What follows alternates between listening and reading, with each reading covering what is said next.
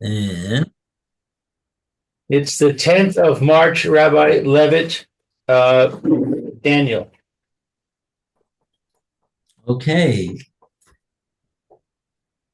chapter 8, Perek Ches, we're up to, and it looks like we are up to, um,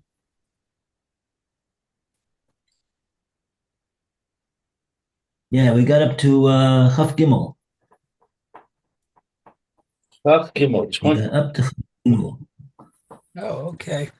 page 94. Okay, so we call upon Mayor to start off the reading. Bezrat Hashem. Okay. Very good. It says, Uvacharit machutam kihatem aposhim ya'amod melech az panim umevin chiyudot. Okay, so at the end of their kingdom, when the sinners are annihilated, the brazen-faced king, an understander of mysteries, will arise. Wow, that's quite Hmm. mystical.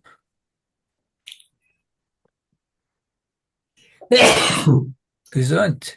Gabriel. ah. Woo. Gesund. Okay, maybe I have to turn on some heat here. Okay, so that's Chaf Gimel at the end of their kingdom. So we got to know who they is referring to. Well, maybe the notes will tell us. Okay, let's go Yeah. to the notes.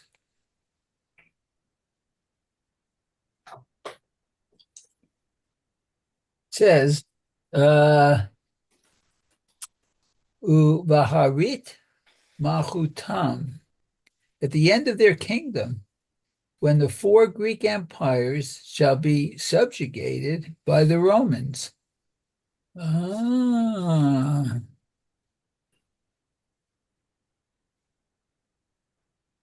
okay. Oh, okay. So Rome's going to take over the Greek Empire. Okay. What did we do Let's. the preface? Oh, I missed the preface. Well, let's do that. It says here again we have three divergent interpretations. Rashi, Abarbanel, second version, and Malbim interpret that these verses refer to the rule of the Romans. Ibn Ezra, Ralbag, Abarbanel, first version, and Ibn Yahya hold that these verses refer to the persecutions of Antiochus the fourth. Rav Sadia view these verses, like 9 through 12, as referring to the rule of the Arabs, these three verses being an elaboration of verses 9 to 12. Not sure I quite got that last one, but Hmm. These verses go together with verses 9 and 12.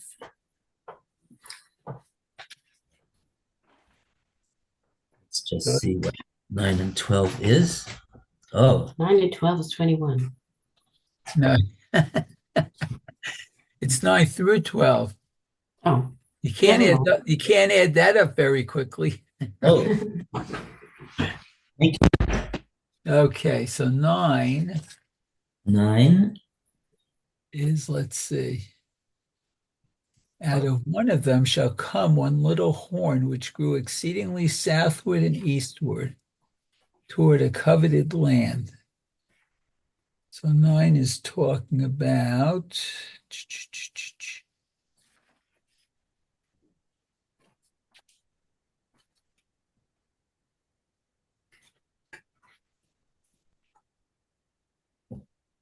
the Seleucid kingdom.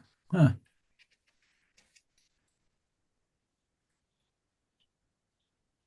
And the horn is Titus, representing the Roman Empire. So that's what we said here, right? The end of the Greeks, the Romans will take over. Mhm. So what's 10? It grew up to the host of heaven, and it threw some of the hosts and some of the stars to the ground and trampled them. Well, that also sounds like the Romans, I guess.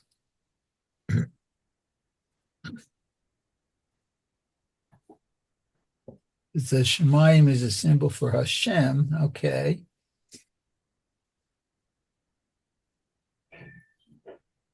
Oh, so the fact that they threw it to the ground was, it says some of the Jews were led astray under Antiochus's programs and hurled down from their honored positions as members of the heavenly hosts by joining the pagan multitudes whose lives were devoid of heavenly influence. Okay. Oh, where was that you read from?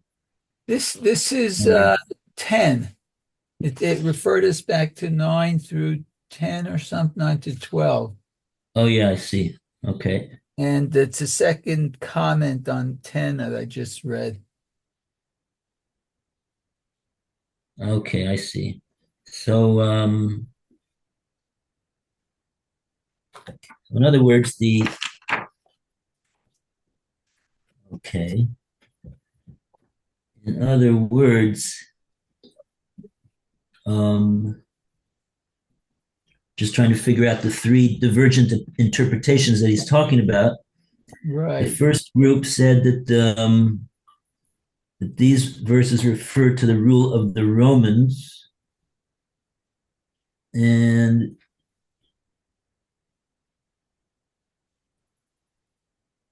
Ibn Yahya says it refers to the persecutions of Antiochus, the Greeks.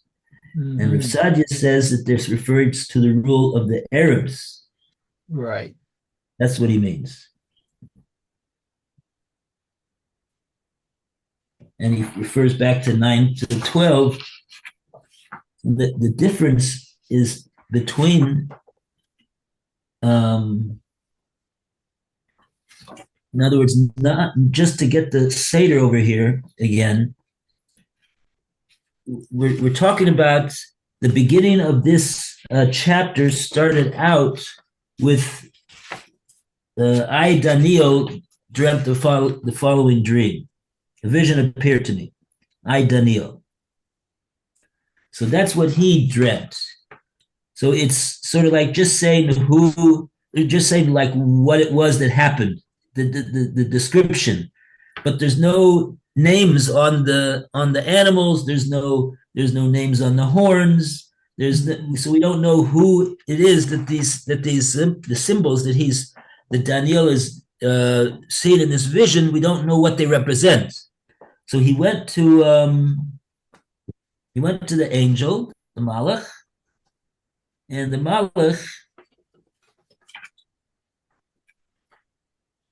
he's asking Gavriel to explain this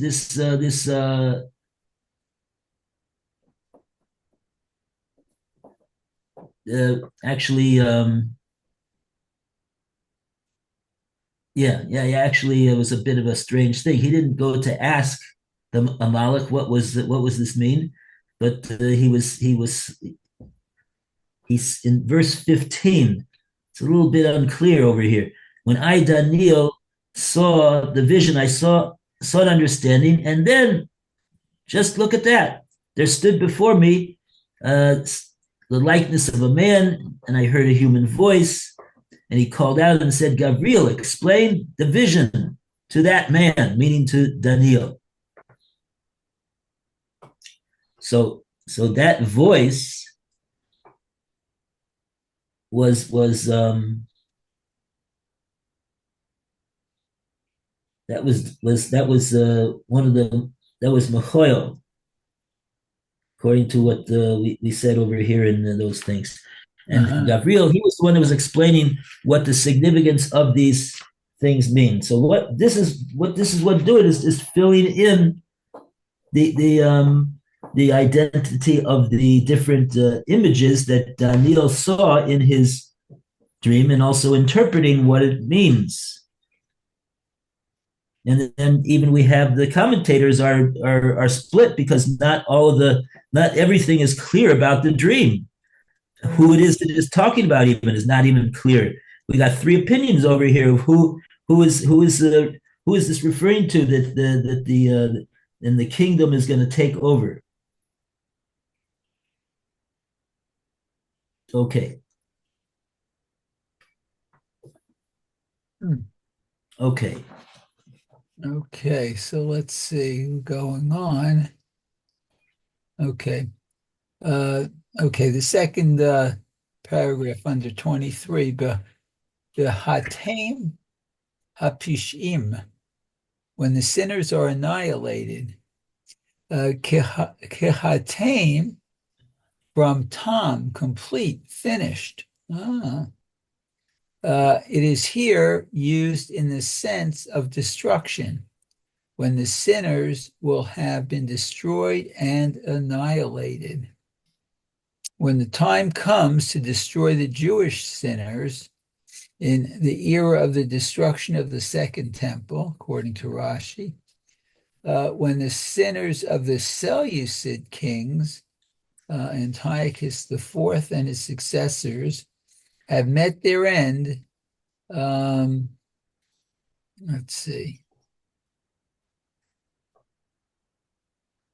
I guess what Pompey made Syria a Roman province sort of leaves us hanging a little bit.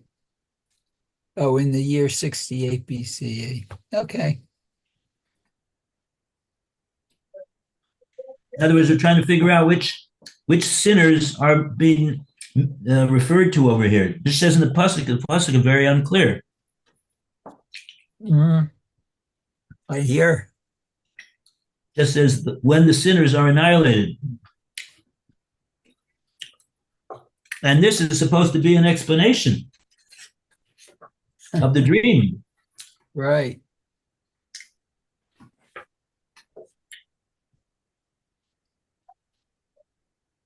Okay. Yeah, okay. Continue, please. Okay, well, it goes on. Katem haposhim, again, when the sinners are annihilated. Ibn Ezra interprets that since the Jewish Hellenism was very influential in punishment, God caused them to be conquered militarily by the Greeks. Oh. Okay. And then, Vayamod Melech Az Panim. So a brazen-faced king will arise. An arrogant king will arise. This refers to Vespasian. Oh, and Titus, according to Rashi. Okay, Mayane Hayeshua suggests that this refers to the Roman kingdom rather than to a specific king. The Romans, in their audacity, subdued regions and countries outside their appropriate sphere of influence. Romi has the numerical value of 256, where Az Panim, arrogant, adds up to 257. This intimates that Rome almost reached the highest degree of Azut Panim, arrogance. Wow. It's amazing comment there. Okay. Yeah, not sure. What does this mean? The Romans, in their audacity, in their chutzpah, they subdued regions and countries outside their appropriate sphere of influence. There's only there's a certain area, physical area, which constitutes their appropriate sphere of influence. Apparently, what it is, I don't know, but and so they went over and above that that barrier.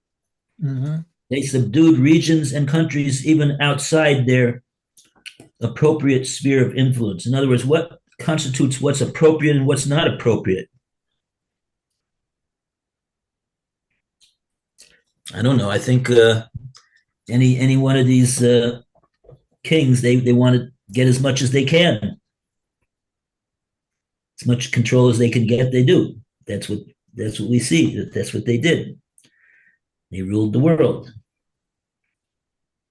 Well, maybe the Okay. inappropriate ones are the ones that they conquered peoples who are not similar to them themselves. I mean, the appropriate areas that they conquered should be the people who are Roman or otherwise they have no right really to conquer other peoples.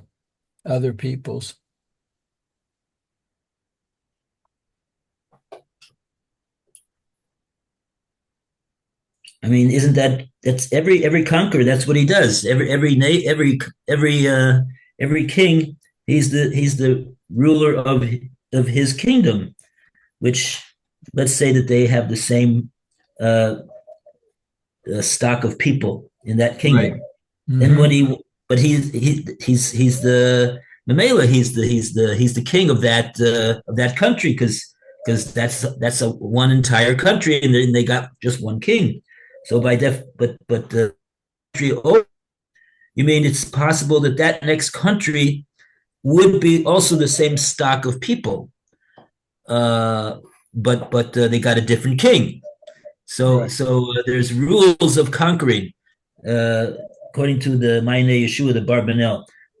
For him to conquer this country, which has the same basic culture and but other than the fact that there's two different kings, so that would be okay.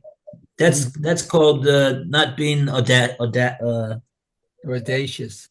audacious. Very good.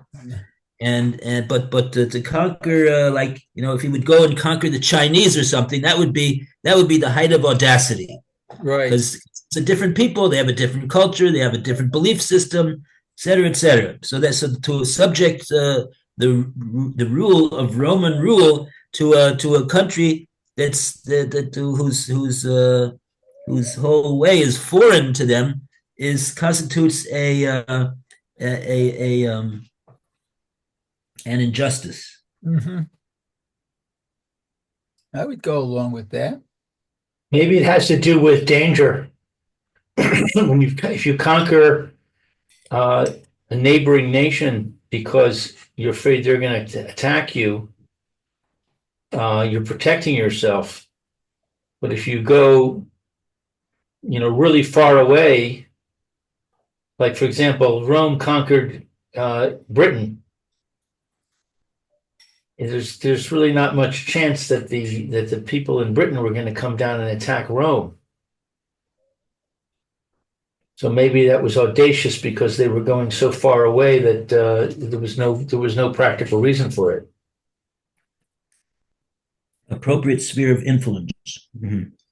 Yeah. Okay. Mm. So according to that, whenever you have a world power that rules over the whole world, that would be audacious. Well, I would certainly think Smith. the Greeks. I mean, the Greeks conquered vast areas that were completely distant from them. Hmm.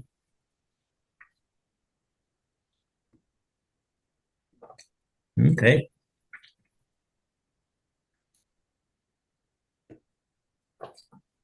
I think the same thing with Persia because it says 128 provinces, right, from Hod to Kush.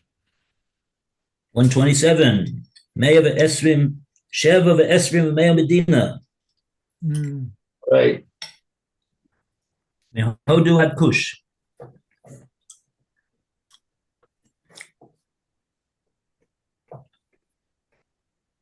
Yeah. Okay.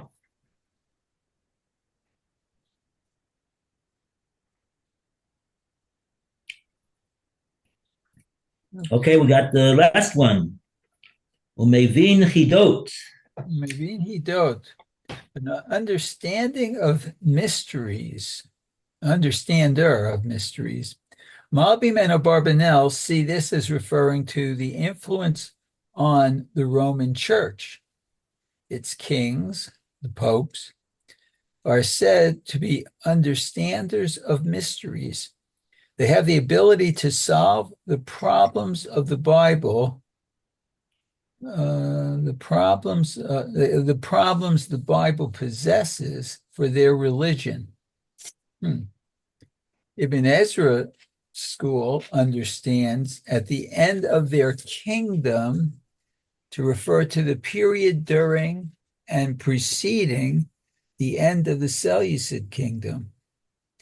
With Antiochus's death in 164 BCE, his empire started to disintegrate. It was followed by a long line of successors fighting each other for the crown.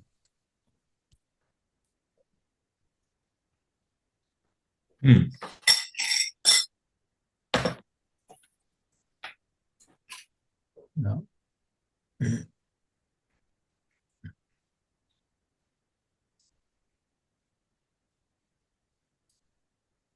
Umevin chidot. Yeah, that's quite fascinating. Just looking to see over here if Rashi has something to say about this. Oh, yeah, that's a good idea. 23. ובאחרית מלכוסם כהתם הפושעים, כשיגיעו זמן שימוסו רישי ישראל, שבבית שני יעמוד מלך עוז פונים, הוא טיטוס. Oh, so we've actually read that. Right. They translated that, Rashi. Okay, so that's all we have to say about, that's all Rashi has to say about that. Oh, Rav Sadia Gaon comments on this, though. He didn't bring what he said. Mevin chidot malachim harishonim v'atzumim. The riddles or mysteries of the first kings, powerful ones. Ki malachim harishonim yavonim v'romim uparsim.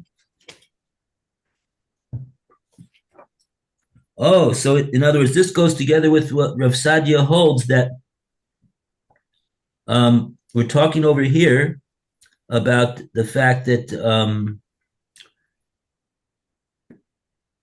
the Arabs are going to be the world power that the pasuk is referring to. He says these verses refer to the rule of the Arabs. So they'll be mevin chidot. They'll learn from the I guess what the first malachim did. The ones he explains are the Yavonim, the Greeks, Romim, and the Parsim. Not in the right order. I don't know why he said like that. Anyway, okay, fine. Okay, so let's go further. Okay, 24.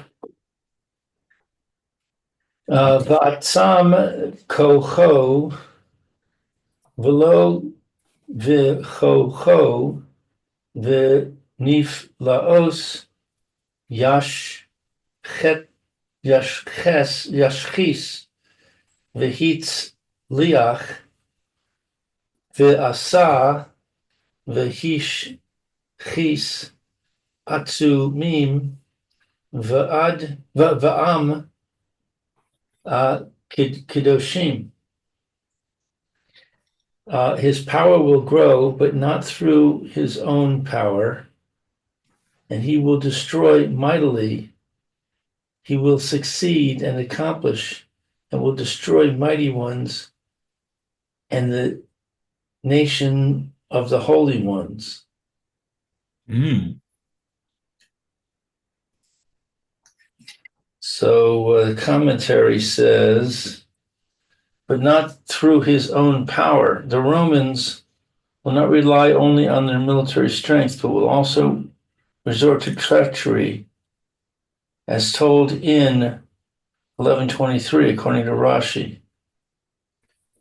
The church's power will be based mainly on its power of persuasion,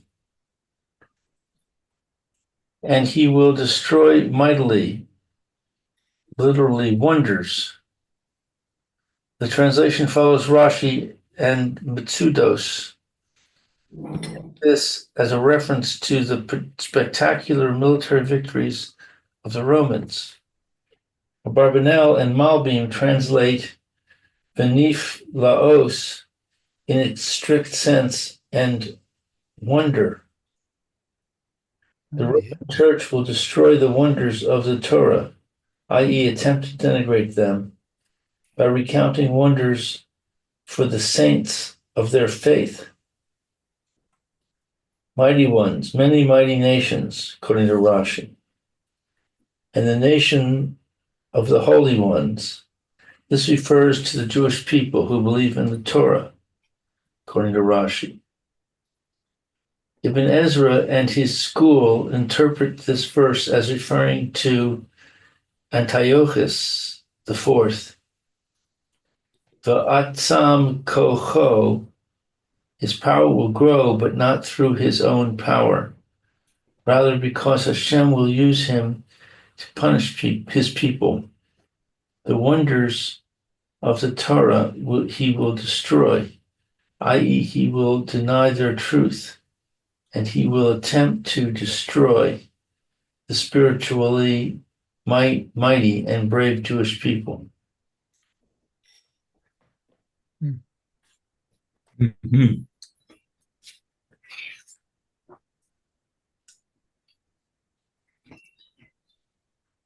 Right.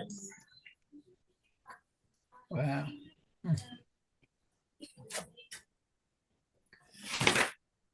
Okay.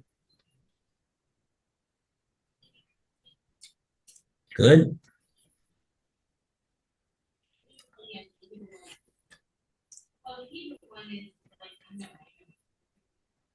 Interesting that Mayana Yeshua says the church's power will be based mainly on its power of persuasion.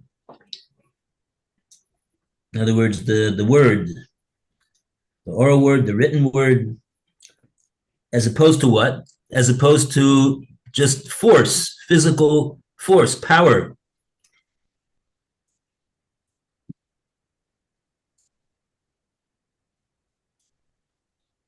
Yeah. Many people were persuaded by the church and became followers of the church.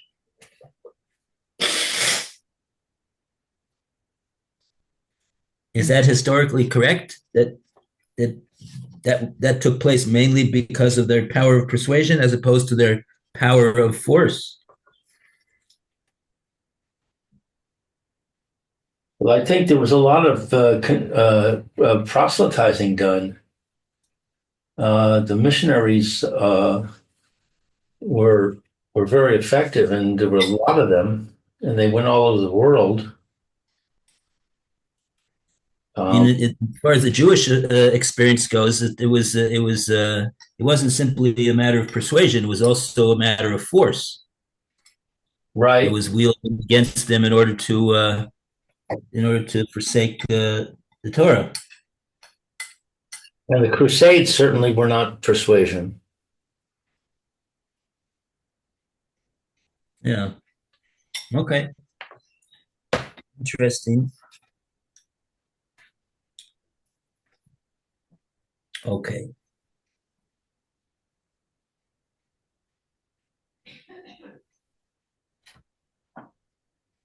Yeah. Yeah. Hmm. Okay, yeah. They will destroy the mighty ones and the nation of holy ones. Power of this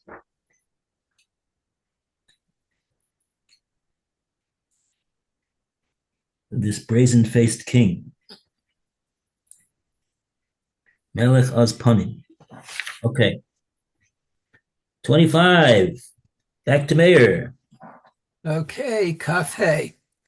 V'al sichlo v'hitzliach mirma yado uvilvavo yagdil uvishalva yashchit rabim v'alsar sarim ya'amod uve'efes yad yishaver.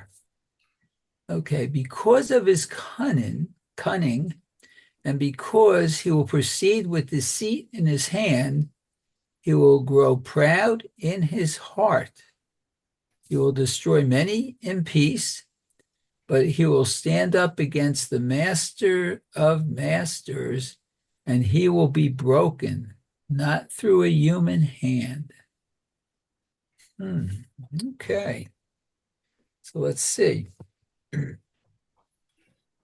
Bi'al siklo, because of his cunning. Because of his cunning, he will succeed in his attempts at deceit. The translation follows Mitsudot. Rashi translates, and because of his success, as in Vayihi Ador, or no, Dod. Looks like Dod. Dad. David, the call, Drachov Maskil. Oh, David, be called Derachav. Oh, okay. Very interesting. Good. From Shmuel Aleph. Abarbanel and Malbim here to interpret this concerning the Roman Church, which will succeed not because of any divine revelation, rather because of its cunning, human inventiveness will be its mainstay. Okay. Human inventiveness. Okay. I'm not so sure about that, but okay. Anyway, Vishalva Yashchit Rabim. He will destroy many in peace. With treachery, he will suddenly destroy many unwary nations that had covenants with him. I wonder who the him is. That's Rashi. Yeah, I mean, this Lechora refers back to what we said in the beginning of this section, that we got to split whether this Melech Azponim, this brazen-faced king, is referred to the Romans, Vespasian and Titus. Does it refer to the church? Does it refer to the Arabs? Right. Okay. No, we'll go on. It says, the conquest of the church will not come about solely through armed conflict, but also peacefully through persuasion, according to the Malbim. Okay. The Alsar Sarim Ya'amod. He will stand up against the master of masters. The Roman conqueror Titus will arrogantly defy God, who is the master of the heavenly masters.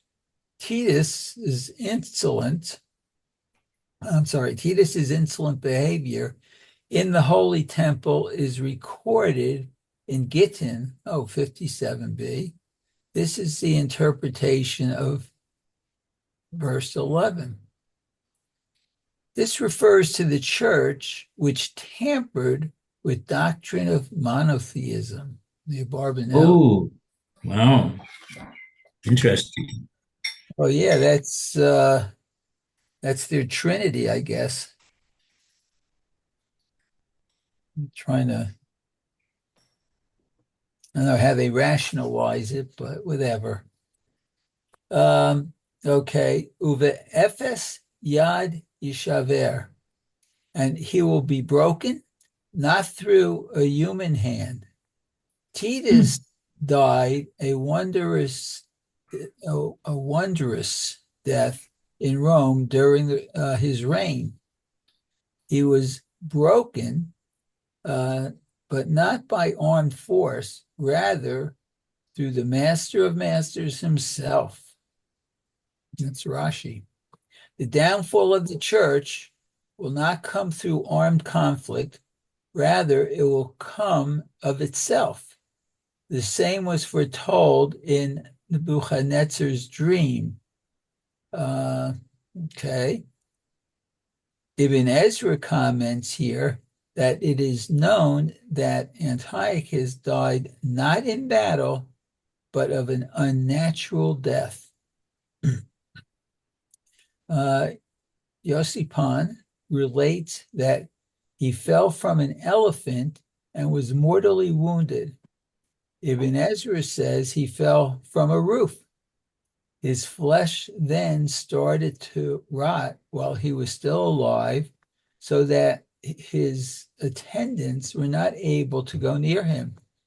Historians generally concede that Antiochus died of a mysterious ailment while he was on a plundering mission in Elymas, which is Elam. I'm not sure where that is. But Oh, let's see yeah. if I Where is Elam? Elam is see if I can find it. we have that name in the Zmiros on Shabbos. Oh, really? Let me go get my Zmiros book. Oh, see if I can find it.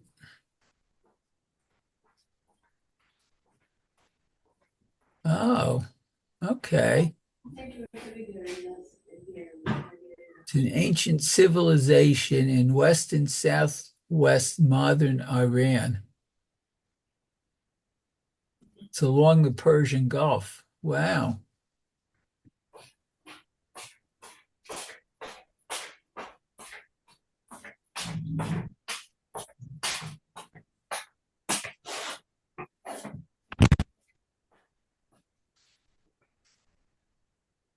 Huh. Well, that's amazing. Huh.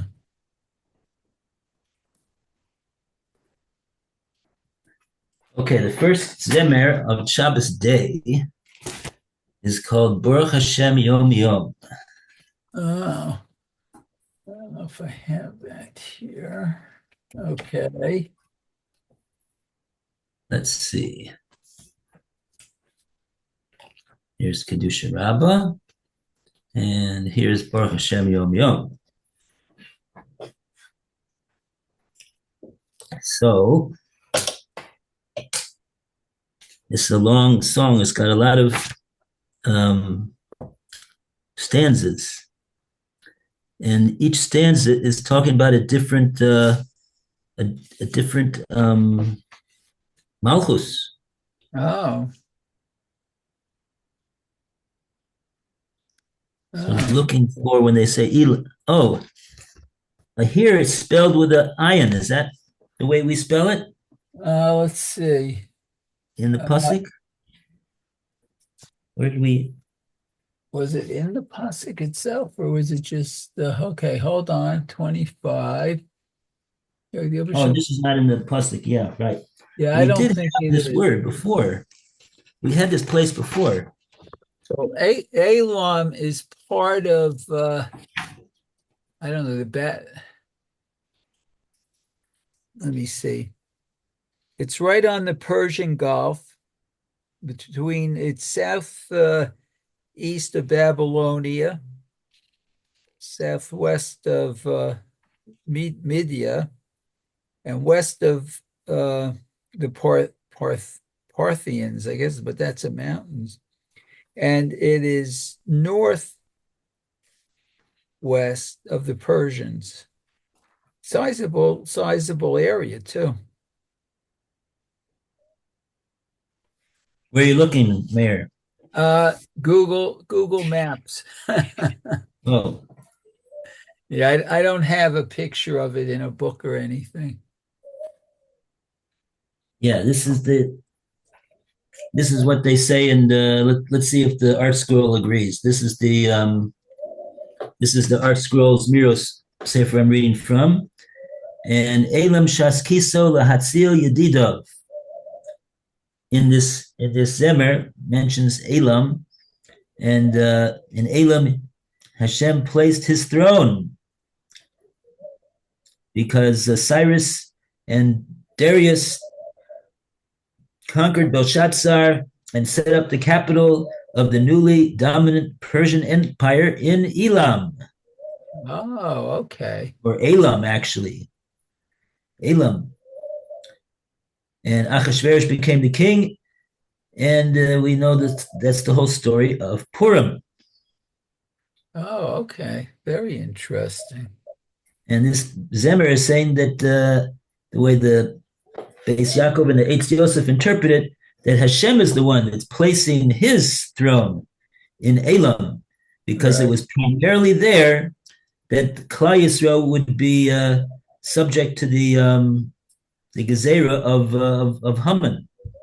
Hmm. Yes, I mean it was the whole known world, but that was the center. Wow. Very interesting.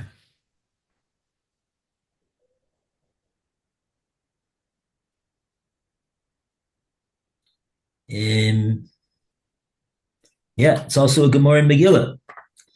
Gemara in Megillah 10b, the aristocrats of Elam rebelled against Hashem. That was none other than Vashti and Haman Oh, and his wow. sons. Why they don't mention Achashverosh, I don't know.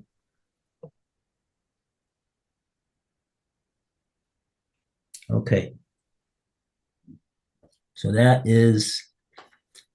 this Shabbos you'll definitely have to sing this semer. Oh, yeah. That's what is in this Baruch Hashem Yom Yom. It's really a history of Klal Yisrael is in this zemer. I see. Wow. All right, very good. Okay. Oh, we have no more time. Okay. Oh, we ran out of time. Wow. Okay. Very good. All right. So, We finished what? great day, Mayor. Shkoyach. Both to you. Have a good day. And I don't see Lou, but Lou should have a good day too. Oh yeah, Lou, where are you? Are you there? I I'm think good. he. Oh, Thank you. there he is. Correct me here. Thank you, Rabbi. You should feel better, Lou. Thank you. You're welcome. Okay. Okay. All the best, Mayor. We'll be back soon for Bav Mitzia.